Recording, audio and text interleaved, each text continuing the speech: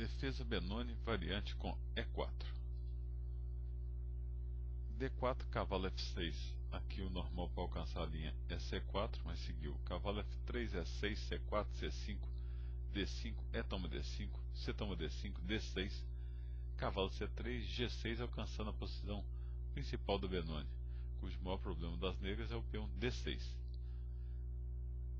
E4, as brancas já avançam procurando algum momento a ruptura E5, que vai passar o peão D ou criar grandes problemas para as negras.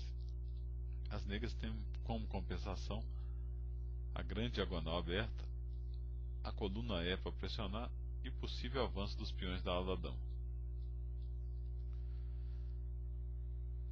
Bispo G7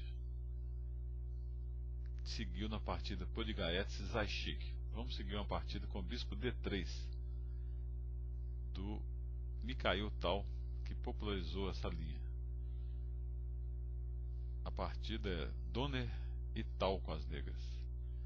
Aqui hoje é comum jogar H3, impedindo a cravada bispo G4, que favorece as negras.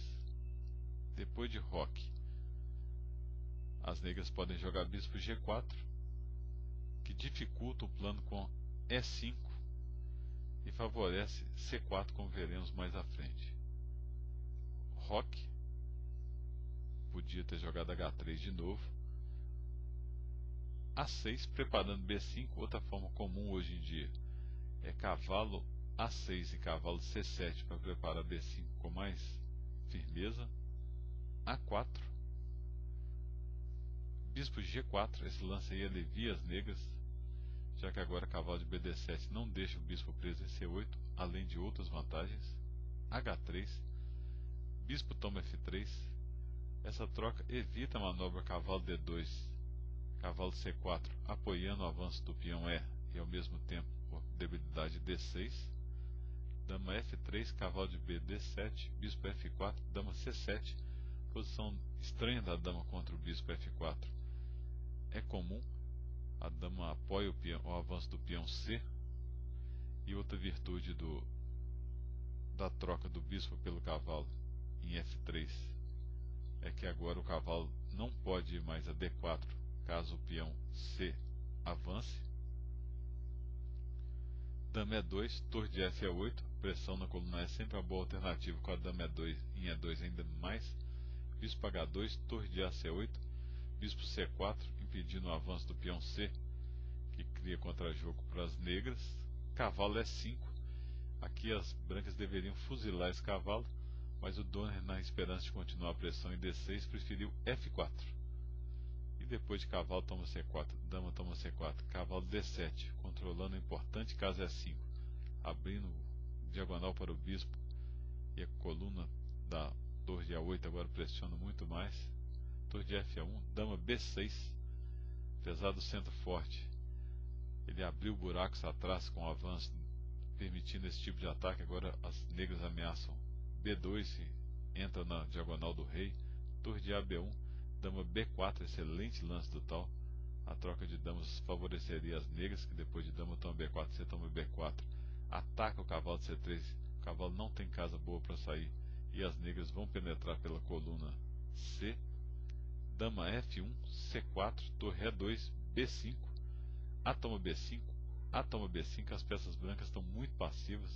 Compara os bispos de H2 com o de G7, rei H1, e o Tal arrematou brilhantemente. Bispo toma C3, B toma C3, dama toma C3, ameaçando o avanço do peão B e C e ganhando. Torre toma B5, resolve um problema, mas libera a última fila. Depois de dama D3, ameaça comer o peão E4, crava a torre. Depois do avanço do peão C, a torre de B5 fica caindo. Dama E1, C3, com ganho de tempo. Torre B1, cavalo C5, o Donner abandonou. Tem um peão C para avançar, está caindo o peão de D. Depois de cair o de D, vai cair o de... Desculpa, está caindo o peão de E4. Depois de cair o de E4, vai cair o de D5 também. Desmorona o centro e a posição, fora o peão C, que não tem como parar. Tal e Donner, partida muito interessante, jogada em Zurique, 1953. Voltando à partida principal do Podgaevsk contra Zaishik, União Soviética, 1986, depois de bispo E2, roque. Torre A8, com a mesma ideia de dificultar o avanço E5, pressionando na casa importante, estrategicamente importante, que é E5. Cavalo D2, com aquele plano de cavalo C4, e ao mesmo tempo evita bispo G4. Aqui a alternativa principal hoje é cavalo A6, para apoiar B5 com mais firmeza, cavalo de BD7 A4, cavalo E5, dama C2, cavalo H5 vem ganhando crédito, mas o lance normal aqui é G5, torre A3, A6, com jogo equilibrado. Depois de cavalo H5, bispo toma H5, G toma H5, a ala do rei fica muito debilitada, mas as negras esperam conseguir ataque pela coluna aberta, claro, principalmente a de G. Depois de cavalo D1, B6, torre A3 para passar a torre, bispo A6, em muitas linhas as brancas sacrificam a qualidade, como por exemplo Petrosyan Rashikovsky na União Soviética em 1976, que seguiu torre H3. Mas nessa partida preferiu torre A1, depois de C4, talvez a alternativa para validar essa linha seja F5, tentando abrir linhas para contra-atacar.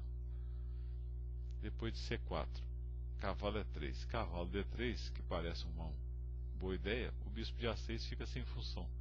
A torre volta para F1 e a coluna, a diagonal, está totalmente obstruída. Depois de torre C8, cavalo F5, bispo E5, F4, excelente lance, porque as negras não podem tomar em F4, não devem, né?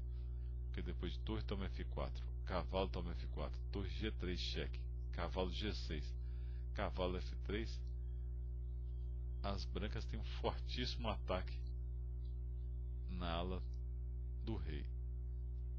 C3 foi a continuação das negras, F toma E5, sensacional lance, C toma B2, cavalo H6 cheque, e agora, se rei H8, dama toma B2, decide na hora, porque se cavalo toma B2 ganha, capturando a dama, cavalo toma F7 cheque, rei G7, torre G3 cheque, rei F8. Além de capturar a dama agora, ganha imediatamente cavalo H6 cheque, bispo toma F1, torre G8 cheque, rei E7, torre G7 cheque, rei F8, torre F7, com mate espetacular.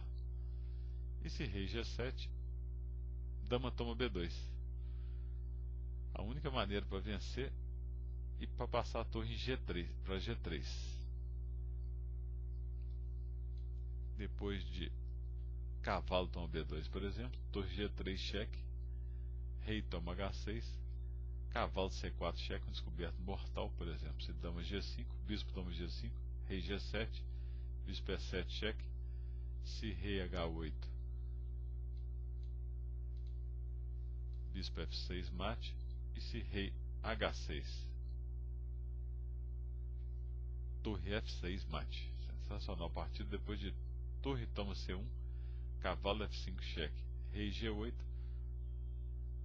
torre toma D3, as negras abandonaram devido a, se torre toma F1, cavalo toma F1 e não tem defesa. Por exemplo, bispo toma D3, E toma D6, F6, dama C3, e as negras estão completamente perdidas.